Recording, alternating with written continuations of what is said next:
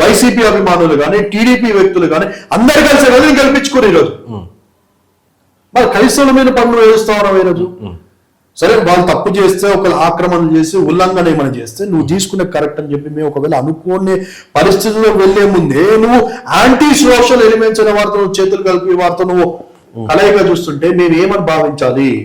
ఆయన చేస్తుందని నువ్వు పెద్ద అయినా చంద్రబాబు నాయుడు గారు కూడా ఎక్కడ కూడా స్పందించలేదు కదా, వారు కూడా ఎక్కడ మాట్లాడలేదు కదా, కంట్రోల్ చేయట్లేదు కదా.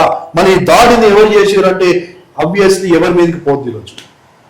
అంటే ఈ విధంగా వరుసగా చూసుకుంటే మీరు అన్నట్టు ప్రవీణ్ పగడాల కావచ్చు, అంతకుముందు ఇతర పాస్టర్స్ కావచ్చు, ఈ విధంగా అంటే కంటిన్యూ దాడులు అయితే దాడి అనేది జరుగుతుంది, లేక అనుమానాస్పద స్థితిలో చనిపోయిన దాఖలాలు. అంటే ఎందుకు ఈ విధంగా అంటే క్రిస్టియన్స్ పైన మైనారిటీస్ ఉన్న క్రిస్టియన్స్ పైన దాడులు ఎందుకు అనుకోవచ్చు మనం? అంటే మీలో ఐక్యత లేదని చెప్పేసి, లేకపోతే అంత బలంగా మీరు ఉండలేరని చెప్పేసి ఐక్యత అనే విషయాన్ని కాదండి ఇక్కడ మెయిన్ గా ఎవరైతే మాట్లాడుతూ ఉన్నారో ప్రాముఖ్యంగా అంటే రెండు రకాల దాడులు మనం చూస్తున్నాం. ఒక దాడి ఏమో ఎవరైతే మాట్లాడుతున్నారో గొంతుకై గొంతు తెలిసి గట్టిగా మాట్లాడుతున్నారు వారిని టార్గెట్ చేయడం. ఎగ్జాంపుల్ ప్రవీణ్ పగడాలు అనుకోండి, ఈ రోజు అభినయ్ దర్శన్ అనుకోండి, రేపు ఏ విధంగా అయితే అజయ్ బాబు గారు మాట్లాడి అజయ్ బాబు గారు అంత ముందు కూడా ఒకసారి ఆయన మీద దాడి చేసి కార్ని పగలగొట్టి కూడా చేశారు. దాంతో రేపు అన్నారు రఘుమంత్రి పీటర్ నాయుడు అనే కావచ్చు. ఎవరైతే మాట్లాడుతున్నా ఒక కోణంలో మాట్లాడే గొంతులు ఒకటము, రెండో కోణంలో మత పిచ్చి పట్టిన కొన్ని దయ్యాలు, కొన్ని బత్తాయి గ్యాంగులు తయారై ఈ బత్తాయి గ్యాంగులన్నీ మత పిచ్చితో రోడ్డు మీదకి వచ్చి వాళ్ళ మతాన్ని వారు ఆర్టికల్ 25, 26 ప్రకారంగా ఎవరైతే ప్రచురం చేసుకుంటున్నారో అమాయకమైన బలహీనమైన ముసలితనమైన పాస్టర్ల మీద దాడులు చేయడం.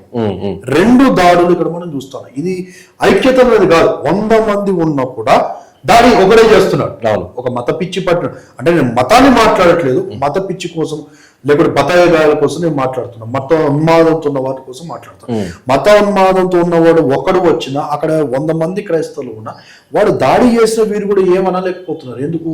మా సిద్ధాంతము మా బైబిల్ ప్రకారం ఏదో మాకు బోధనలు ఉన్నాయి దాని ప్రకారంగా మనం ప్రేమించాలి, శాంతి సమాధానము అనే ఒక కాన్సెప్ట్ లో ఉన్నాం కాబట్టి 100 మంది యూనిటీగా ఉన్నా 1000 మంది యూనిటీ ఉన్నా అంతే. ఎందుకంటే మొన్న ఒక వీడియో వైరల్ అయింది గుంటూరు దగ్గర ఎక్కడ ఒక బహిరంగ పెద్ద గ్రౌండ్ లో సుమారుగా 1000 మంది 2000 మంది ఉన్న గ్రౌండ్ లకి జై శ్రీరామ్ అనుకుంటూ వెళ్ళిపోయి గొడవ చేస్తారు. ఎంతసేపు తొక్కి నారదీయాలంటే కానీ ఎవరు కూడా ఎవరు ఏమనలేదా? అక్కడి నుంచి వాళ్ళు పోలీసుల నుండి తీసుకుపోవడం లేదా వాళ్ళు వెళ్ళిపోవడం జరిగింది. యూనిటీ అనే సమస్య కాదు ఇక్కడ. మత ఉన్మాదముతో ఉన్నవారు బీజేపీకి సంబంధించిన వారు వారి ప్రభుత్వాన్ని ఏర్పాటు చేయడం కోసము రకరకాలుగా ఇక్కడ వారు ఓటు బ్యాంకు రాజకీయం చేస్తున్నారే కానీ ఇక్కడ మతాలు గొడవలు అనేది కానే కాదు. ఇది ఓటు బ్యాంకు రాజకీయ దాడులే. అండ్ ఇంకో వైపు కొంతమంది పాస్టర్స్, మీకు సంబంధించిన కొంతమంది పాస్టర్స్ ఏం మాట్లాడుతుంటే ఇవన్నీ కావాలని అతను ఒక ఫేమ్ కోసం వాంటెడ్లీ చేయించుకున్న దాడి అని చెప్పి కూడా సోషల్ మీడియా పెద్ద ప్రచారం అట్లా చేసుకునేది ఉంటే ఆయన గొయ్యని దోపుకున్నాడండి. సింపుల్ గా చెప్తున్నా, ఆయన ఏమో నా సొంత అన్న కాదు, నా సొంత తమ్ముడు కాదు. నేను అభిమానించే ఒక క్రిస్టియన్ నాయకుడు, నేనంటే ఆయనకు అభిమానం. ఇద్దరం ఒక ఫ్రెండ్షిప్ లో ఉన్నాం. కానీ ఇప్పుడు ఆయన చేసిన దాన్ని నేను కవరింగ్ చేసుకోవడమో లేకుంటే ఆయన వెనకేసుకొస్తున్నా సబ్జెక్ట్ లేదు. నేను ఏదైనా స్ట్రైట్ ఫార్వర్డ్ గా న్యాయం నీతి నిజాయితీ కోసం మాట్లాడతాను. ఒకవేళ ఆయన గొయ్యి అని తోపుకునేది ఉంటే ఖచ్చితంగా డ్రామా అనుకోండి, ఇన్వెస్టిగేషన్ లో ఖచ్చితంగా నిజాలు బయటకు వస్తాయి. వాడు ఎవరైతే దాడి చేసినారో బహుశా సిటీలో అయితే పాటికి దొరికేటోడేమో, సీసీటీవీ ఉంటాయి. ఎక్కడో అడవిలో జరిగింది కాబట్టి ఒక కోణంలో మనం అనుకోవచ్చు. కానీ రేపన్నాడు ఇన్వెస్టిగేషన్ పోలీసు వారికి మహా అంటే అంతసేపు పట్టుకోగలుగుతారు. రేపన్నా డాగ్ స్క్వాడ్ ని పంపించి రకరకాలుగా వాళ్ళు అన్ని పరికరమాలు ఉపయోగించుకొని రేపన్నాడు నిందితులైన వాడు అరెస్ట్ చేస్తారు. చేసినప్పుడు రేపన్నాడు వాళ్ళు డ్రామా చేశారు అంటే ఎవరి రాజకీయ దానికి సమాధి ఎవరు కట్టుకున్నట్టయితే ఆయన గోవిల్డ్ ఆయన తవ్వుకొని ఆయన పడ్డట్టే ఆయన రాజకీయ జీవితానికి ఆయనే సమాధి కట్టుకున్నట్టు అవుతుంది. సో అది ఒక డ్రామా అయితే యూ కెనాట్ డూ ఎనీథింగ్. కానీ డ్రామా కాకుండా అది వాస్తవం అంటే ఖచ్చితంగా నిందితులైన వారి మీద రౌడీ షీటింగ్, నిందితులైన వారి మీద పీడీ యాక్ట్, నిందితులు ఇమీడియట్ గా అరెస్ట్ చేయాలి. మా ఒక డిమాండ్. సో ఫైనల్ ఏం చెప్తున్నా క్రిస్టియన్ సమాజానికి ఈ విధంగా అంటే దాడులు చూసి చాలా వరకు భయపడుతున్న పరిస్థితి. ఇంకోటి అంటే మాట్లాడే వాళ్ళనేమో దాడి చేస్తున్నారు, లేకుంటే చనిపోయిస్తున్న పరిస్థితి. అలాంటిది వాళ్ళ నెక్స్ట్ జనరేషన్ మాట్లాడడానికి రావాలన్నది ఆలోచించాల్సిన పరిస్థితి. అలాంటి వాళ్ళకి ఏం చెప్తారు?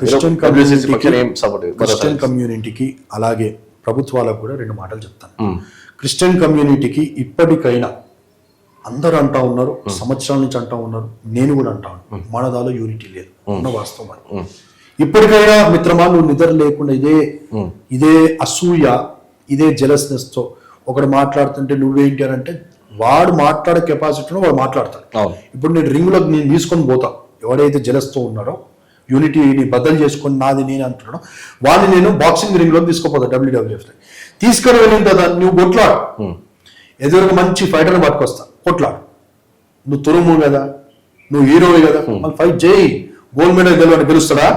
ఏమంటాడు అక్కడ, నాకు బ్లాక్ బెల్ట్ లేదు, నేను బాక్సర్ని కాదు, నేను ప్రొఫెషనల్ పట్టుకొస్తాను.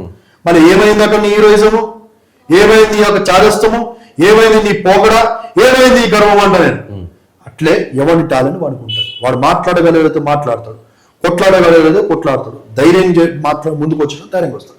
అన్నిట్లో ఏదో పెట్టుకొని వాడానంటే వాడి దగ్గర టాలెంట్ ఉంది, వాడు మాట్లాడతాడు.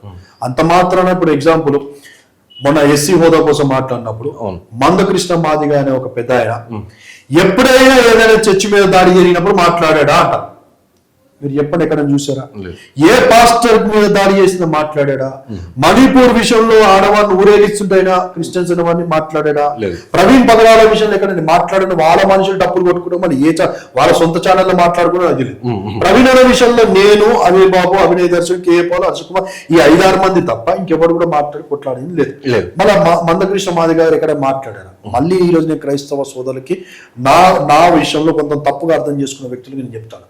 రేపన్నాడు ఈరోజు జరిగింది అభినయ దర్శనం, మందకృష్ణ మాది ఎక్కడ పోయినట్టు ఆయన పగడ్బందీగా నేను హిందువుని అని చెప్పుకున్నాడు.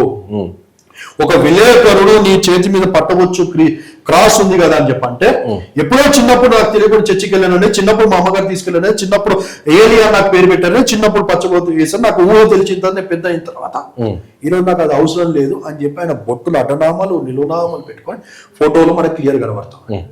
మళ్ళీ అలాంటి వ్యక్తి ఈ రోజు క్రైస్తవంకి ఏం చేస్తాడు? అలాంటి వ్యక్తిని వెనకేసుకొస్తూ నాలాంటి నిజాయితీగా పోరాడే వ్యక్తులు దూరం చేసుకుంటున్నారు కొంతమంది సోదరులు.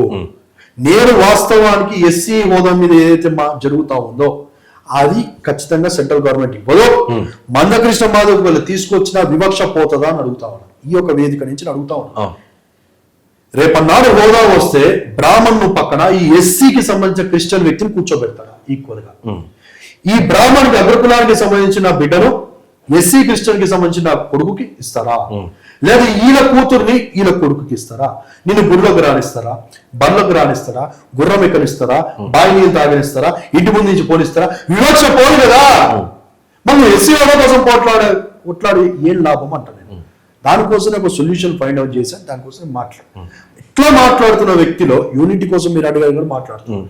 నాలాంటి వ్యక్తుల్ని కొంతమంది గ్రూప్లకు వెళ్ళి తీసేయడము, నా మీద రకరకాలుగా మాట్లాడటము, వేదికలు మీదకి రానికొని చేయడము, రకరకాలుగా చేసుకుంటే రేపన్నాడు ఇదిగో ఈ యూనిటీ ఈరోజు మనకు మిస్ అయ్యి రేపన్నాడు మనం ఒంటరిగా ఎంత మన మీద దాడులు జరుగుతాయి.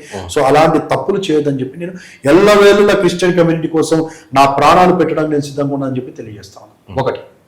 రెండోది, క్రైస్తవులైన వారు ఖచ్చితంగా రాజకీయాల్లోకి రావాలి. నువ్వు టీడీపీలో ఉన్నా, కాంగ్రెస్ లో ఉన్నా, నువ్వు ఏ పార్టీలో ఉన్నా నువ్వు ఖచ్చితంగా రాజకీయాల్లోకి రా. నువ్వు రాకపోతే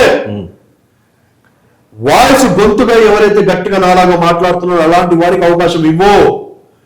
బైబిల్లో ఒక మాట ఏముందంటే, నువ్వు వెళ్ళలేకపోతే వెళ్ళేవాడిని పంపించు, నీతో చేత కాకపోతే చేత వానితో, దమ్మున్న వానితో, ధైర్యం ఉన్న వానితో, చేత చేసే వ్యక్తితో నువ్వు మాట్లాడించంట. అలాంటి వారికి అవకాశాలు కలిగించంట. ఈరోజు నేను చాలా చూస్తా, వాళ్ళ పేర్లు ఎందుకు కానీ, నేను వస్తే వాని సీట్ ఎక్కడ పోతుంది, నేను వస్తే వాని పొజిషన్ ఎక్కడ, ప్రథమ పెద్ద పార్టీస్ కోసం నేను మాట్లాడు అని చెప్పి నా తోటి క్రైస్తవ సోదరులే నన్ను వెన్నుపోటు పొడిసి నన్ను కిందకి లాగి నా మీద కేసులు పెట్టి రకరకాలుగా చేశారు. అలా చేయడం బట్టి క్రైస్తవ్యానికి నష్టమే.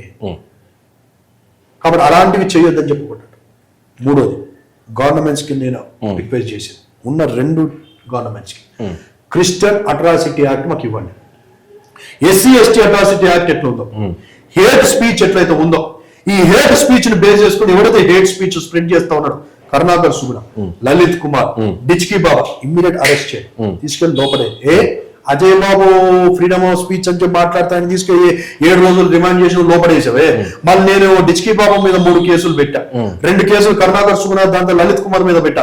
వాళ్ళని ఎందుకు అరెస్ట్ చేయలేదు నువ్వు? అంటే వాళ్ళకు ఒక న్యాయం, మాకు ఒక న్యాయమా? హేట్ స్పీచ్ చేసి ఈ రోజు బీజేపీని వాళ్ళు బలోపేతం చేస్తూ 2 రాష్ట్రాల్లో బీజేపీని తీసుకొస్తుంటే రేపన్నాడు రేవంత్ రెడ్డి గారు మీరు సీఎం అవ్వరు, తెలంగాణలో బీజేపీ వస్తుంది. రేపటి ఆంధ్రలో సీఎం చంద్రబాబు నాయుడు గారు మీరు ఇదే విధంగా వీళ్ళు ఇలాంటి వాళ్ళు మీరు వదిలేస్తే, మతాల మధ్యలో ఘర్షణ చేసి రఘురామకృష్ణుడు వదిలేస్తే రేపన్నాడు టీడీపీ కనబడదు, రేపన్నాడు వచ్చేది బీజేపీ. గవర్నమెంట్కి మేము రిక్వెస్ట్ చేసేది క్రిస్టియన్ అట్రాసిటీ యాక్ట్ మాకు ఇవ్వండి.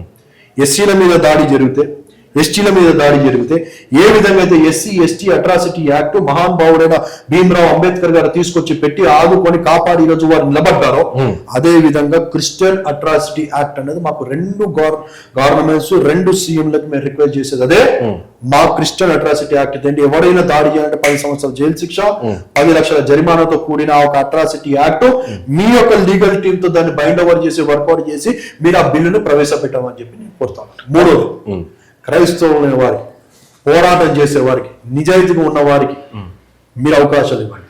క్రైస్తవ ఎమ్మెల్సీ ఇవ్వండి, క్రైస్తవులకు ఒక రాజ్యసభ ఇవ్వండి, క్రైస్తవులకి కార్పొరేషన్ ఇవ్వండి, బీసీసీ సర్టిఫికేట్ ఉన్న వారికి మళ్ళీ క్రైస్తవులకి కార్పొరేషన్ ఇవ్వండి, క్రైస్తవులకి కమిషన్ ఇవ్వండి, క్రైస్తవులకు ఒక నియోజకవర్గం ఇవ్వండి, బీసీసీ నియోజకవర్గం ఇవ్వండి అని చెప్పి ఈ యొక్క ప్లాట్ఫామ్ నుంచి రెండు గవర్నమెంట్స్కి నేను మనవి చేస్తాను.